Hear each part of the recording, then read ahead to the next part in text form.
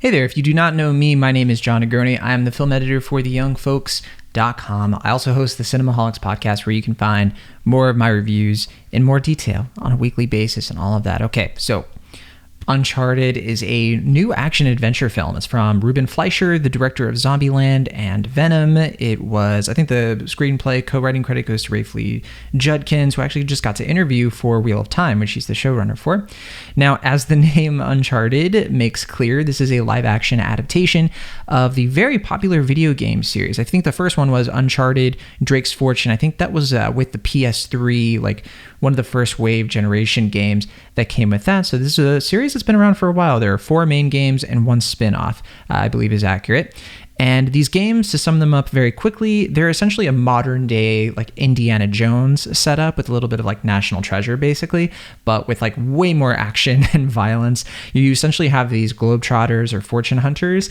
They're like professional thieves. They go to extraordinary lengths to find these last lost secrets and treasures of history.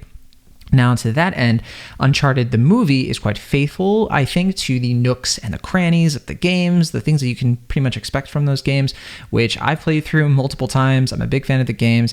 And yeah, I think it's pretty faithful almost to a fault. Now, Tom Holland plays Nathan Drake. And Nathan Drake in this movie is a vivacious pickpocket who cares more about finding his long-lost brother than any treasure. He teams up with the much older Sully, played by Mark Wahlberg, who used to work with his brother Sam and offers a chance at finding this motherlode of a treasure that he's been dreaming about since he was a kid. Now, one of the things about the Uncharted games is that Nathan and Sam Drake, they purport themselves as descendants of Sir Francis Drake. That's not really an element of this movie. This really is like a franchise starter. So this is sort of dealing with like a Magellan sort of treasure sort of thing. They're not really getting into any of that Sir Francis Drake stuff for this particular story. Now, along the way in this movie, they compete with dastardly villains and uneasy allies, including a slippery fortune hunter named Chloe, played by Sophia Ali. There's a ruthless billionaire, played by Antonio Banderas, and we have a cutthroat mercenary, played by Tati Gabrielle. One thing I do like about this movie, by the way, is that the cast is pretty tight. It is kind of something that maybe some people will complain about, where they're like, I just feel like the threats in this movie aren't as like overwhelming, because by the time you're getting to like Uncharted, especially Uncharted 2, you have like entire armies coming after you, and it's kind of over the top. But in this movie, it's way more of like a low scale, low threat kind of thing, and that probably works because, again, they clearly want to make a bunch of these, and it would be hard for them to like top themselves every time. So I was perfectly fine with how all of that went, especially because they have time to actually focus on the characters. And anyway, like we see in the games, Uncharted, the movie, spends a lot of its time and attention trying to get 2 main things right.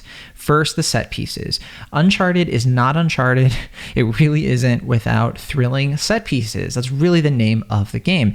And one of the obvious challenges of adapting the game is that you're going from one medium where you can play the set piece and experience the breathless action as the character. You're going from that to the big screen version of storytelling, where you're just another face in the audience.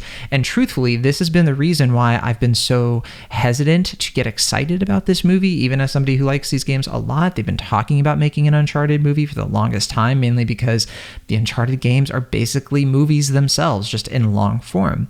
Fortunately, though, this movie, I do think, gets out of this jam by amping up the danger and the ecstasy itself of the set pieces, starting right off the bat with a deliriously fun climb up some loose cargo that is hanging from an airplane that is in danger of crashing. It's a callback to 2 main things. Obviously, the plane crash from Uncharted 3. It looks just like it in some ways, but it's also sort of calling back to how the second game opens with that sequence where you have to scale a train that is falling down a mountain. I actually forget, though, if Uncharted 3 started with that. It might have, and I'm just forgetting, but it has been a while since I played it, Uncharted 3, like almost a decade. Now, it works here for the film, though, because you're quite literally setting the stakes even higher in the movie, because you're incorporating other characters. There's a lot more action, a lot more things that can happen that you can't really pull off in a game unless you do a cutscene. So I do think the film succeeds there. The second thing that Uncharted has to get right as a movie is the intrigue between the characters. You spend a lot of time with these characters and getting to know each other and betraying each other and second guessing each other. And in this movie, they do get a lot of that right. An added bonus would have been for the mystery itself and the treasure and everything, for that to be kind of engaging and interesting. I think the fourth Uncharted game probably has the best of this, in my opinion, but the film never quite lands that target. It just always feels like it's an afterthought. Like, even Nathan Drake himself is just like, I don't really care about this. He just kind of cares about his, finding his brother through this treasure. But I do think that is part of the film's saving grace, which is that it does have a competent, visceral hook into the character development of Nathan and Sully. You can track their tension, how it naturally progresses into something resembling Honor Among Thieves. Just from a basic narrative structure, this is really solid storytelling. It's understandable, it's not super surprising, and it's not avant-garde, but it doesn't have to be because it's a blockbuster. So for me, what I like to get from blockbusters is not that sort of thing. As long as you have character growth that is engaging and it has like the bare minimum essentially of like, okay, this character wants this, but this is in their way and they need to do this and this, then I'm perfectly all right, because all the other stuff about the movie is going to entertain me a lot. Now, the film's external and internal conflicts are far from uncharted territory, especially for films in this genre, but again, it works because these conflicts are executed in purely entertaining ways. So like, we've all seen a chase scene through the streets of some European city, in this case Barcelona, but the added flair of fancy in this movie is Tom Holland's really aggressively fun parkour and how he has to like pull off these masterful stunts all the time. And the film does, though, trip itself one too many times when it's sort of like halting itself completely in order to call back directly to the video games, like with one cameo in particular that is so egregious and unnecessary. I imagine people in the audience who've never played the games just assume it's like an unforced error. It's a total whiff. It's like, why wouldn't they just cut that out of the movie? And then people who are playing the games being like, yeah, they should have just cut that out of the movie. It's not worth it at all. Other times, though, I do think the callbacks are a little bit more subtle. They're more gratifying as like tributes to the source material. There are times you see things and you're like, man, yeah, that reminds me of the game. But at least for me, it reminded me of the game without distracting me and making me want to stop watching and pick up the controller instead of continuing with the movie. And it also helps that I watched it in IMAX, so I was even more sort of sucked into the world of this movie. And all of that probably does come down to like all the success I think that this movie had with me. It comes down to how likable of a performer Tom Holland really is. He's really proven himself with Spider-Man and other things like Lost City of Zed and Cherry, where he's done more dramatic stuff, Devil All the Time and Chaos Walking. I think that one struggle that he can kind of have is he's not really a chameleon. He can come off as like the same character in every movie. But I do think in this movie, he actually does succeed a bit in developing his own Nathan Drake. He kind of turns the weakness of not looking like Nathan Drake into a strength of this movie, because if we really had somebody who looked like Nathan Drake and acted like Nathan Drake, then you really would have that feeling that this movie is just an imitation instead of it being an adaptation. And the hard truth is that, yeah, he doesn't look like the iconic Nathan Drake. He just doesn't. But it works in the film's favor, because if he did, then we'd really have to consider why we need this movie when we have the games. So he's able to essentially turn it into its own thing. I think Mark Wahlberg does that as well, maybe even better than Tom Holland, because I think his experience of an actor just really makes the Sully character just work just generally. Now, all said, I think that this movie, it's wonderfully unassuming. It's an unpretentious blockbuster adventure with swashbuckling action, which I always love to see. It has inventive set pieces. There is emotional character growth, enough to keep it moving. There are lighthearted quips that make this whole thing pretty easy to sit through, let alone play through. It just works as an Uncharted movie. It works as advertised. It's an adventurous franchise starter. It's not the best, but it's so far from the worst.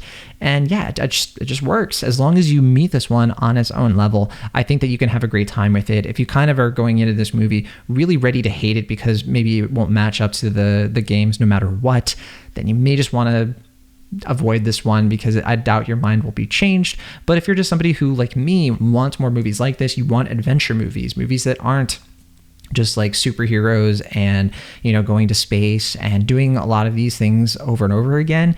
We just don't get a lot of these more, I wouldn't call this old fashioned because it's in the modern day, but these sort of like grandstanding, callbacks to history and, like your national treasures, like your Pirates of the Caribbean and Indiana Jones. Like, I think that is such a fun genre of film that we just don't get enough of it, to the point where like I'll even get something out of Jungle Cruise and like that movie is just such a mess. So this is just another one of those movies that I think is better than I think some people are going to give it credit for. I think a lot of the reviews are going to be super negative, but I honestly have high hopes that it's going to find a really big audience, that people are going to, maybe box office wise it won't do super well, I don't know, but I could definitely see people watching it, giving it a shot and being like, you know what, that was actually a lot better than I expected, because that's certainly how it played out for me. So Uncharted opens in theaters February 18th. So that is this Friday. You can check it out for yourself. It's coming out through Sony. So I don't know if it's ever going to be available on streaming, at least anytime soon. So if you do want to see it and it is safe for you to do so, then you may want to rush to the theater, climb the wall of the theater, do whatever. But probably don't do that, actually. You'll get arrested. And yeah, that's it from me on this one. I will see you all on the next review. I think, what is next? What's coming out this week? Dog with Channing Tatum? I don't know if I'm going to do any more reviews this week. But as always, you can catch me on Cinemaholics, where I'll do all kinds of movie reviews with Will and all of that fun stuff. So definitely subscribe there if you haven't already. And I will see you all on the next one.